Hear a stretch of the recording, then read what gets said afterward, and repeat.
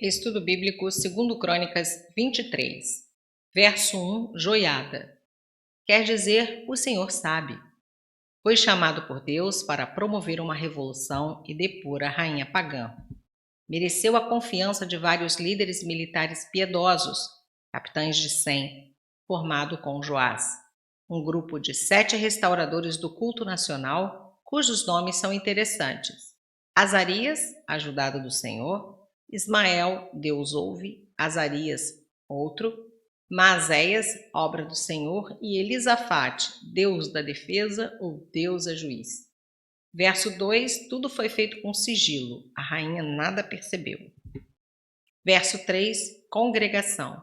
O povo em geral queria cumprir a palavra de Deus, tanto na fidelidade à linhagem davídica, como na abolição da idolatria. É provável que Judá quisesse, a essa altura, voltar aos tempos de integridade religiosa e política promovidas por Josafá. Fez aliança com o rei, na verdade, com joiada, na qualidade de protetor do rei. Verso 1 em 2 Reis 11, 4. Aqui está outro exemplo da necessidade da confirmação popular, que desempenhou um papel tão destacado na sucessão real da história de Israel. Comparar com 1 Crônicas 11, 3 e 2 Crônicas 10, verso 1. Versos 4 e 5.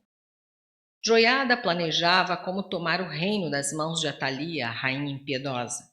Na ocasião da mudança de turnos dos levitas que estavam em serviço ativo no templo, 1/3 deveria ficar como guardas da porta do templo, detrás da guarda, para a defesa desta casa, segundo Reis 11:6, evitando assim que entrassem pessoas não autorizadas, outros que não os levitas, verso 6.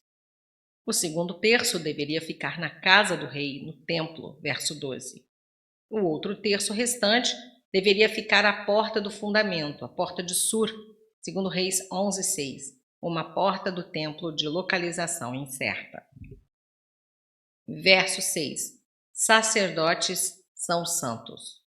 Qualidade de ser separado para o serviço do Senhor, privilégio que pertencia, em primeiro lugar, aos sacerdotes, mas o povo também sentia a responsabilidade de seguir o exemplo santo dos sacerdotes em guardar a lei divina como um verdadeiro povo de Deus.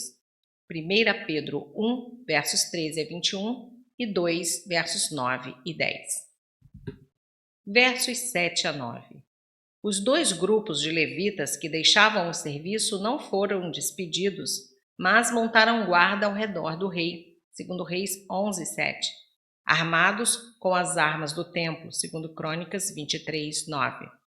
É de se estranhar que os levitas, servos do templo, se armassem, mas na hora de perigo só eles podiam merecer confiança.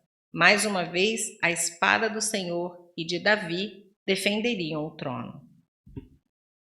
Verso 11. A coroa real representava a responsabilidade cívica perante a nação em geral. O livro do Testemunho, a lei de Moisés, representava a responsabilidade religiosa do rei. A palavra de Deus deveria orientar sua conduta oficial. Seria preciso se dedicar a Deus e à sua palavra, defendendo-a e fazendo-a cumprir-se na vida nacional. Deuteronômio 17, versos 18 e 19. Verso 13. Traição. Os gritos desesperados de Atalia quase não se podiam ouvir por causa dos cânticos de triunfo do povo. Viva o rei! Versos 14 e 15.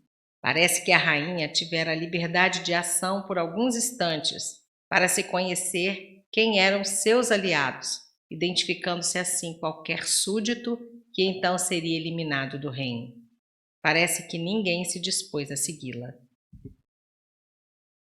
Nota homilética: Joiada serve como modelo do homem de Deus, que sabe transformar suas convicções em realidades com as seguintes características.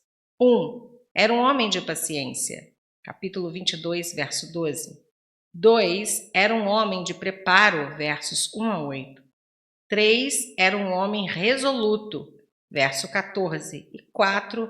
Era um homem de dedicação, com uma vida santificada, versos 6 e 16. Verso 16. Com a revolução política, veio o correspondente reavivamento religioso para que o rei, sacerdote e cidadãos todos fizessem parte do povo do Senhor. Isso incluía a reafirmação da monarquia constitucional pelo rei e pelo povo, sob a orientação divina. Verso 3. Verso 17. Todo o povo se dirigiu. Era importante que o povo também se integrasse na reforma iniciada pelos líderes religiosos. A cooperação da congregação é igualmente necessária na igreja. 2 Timóteo 2:2, Romanos 15:14 e Colossenses 1, versos 28 e 29. Mataram a Matã, sacerdote de Baal. Essa era a sentença exigida pela palavra de Deus para aqueles que promovessem a religião falsa e a apostasia. Deuteronômio 13, versos 5 a 10. E eles restabeleceram o culto verdadeiro, como fora sob o governo de Davi, verso 18. Versos 18 e 19. Os sacerdotes foram escolhidos para sacrificar ao Senhor. Os cantores foram nomeados para entoar louvores ao Senhor, e os porteiros foram escolhidos para zelar pela pureza e santidade do templo. Verso 20. O alicerce seguro do poder de uma nação acha-se na vida piedosa dos líderes da mesma. A verdadeira coroação foi efetuada no templo, significando que a suprema autoridade do Estado teocrático é Deus, antes de o rei assumir seus deveres cívicos no palácio. Verso 21. Depois das ruidosas celebrações, a cidade se aquietara e a paz reinou, pois a religião de Davi imperava sobre a nação e o verdadeiro Deus de Davi era adorado no templo, enquanto um filho de Davi se assentava no trono.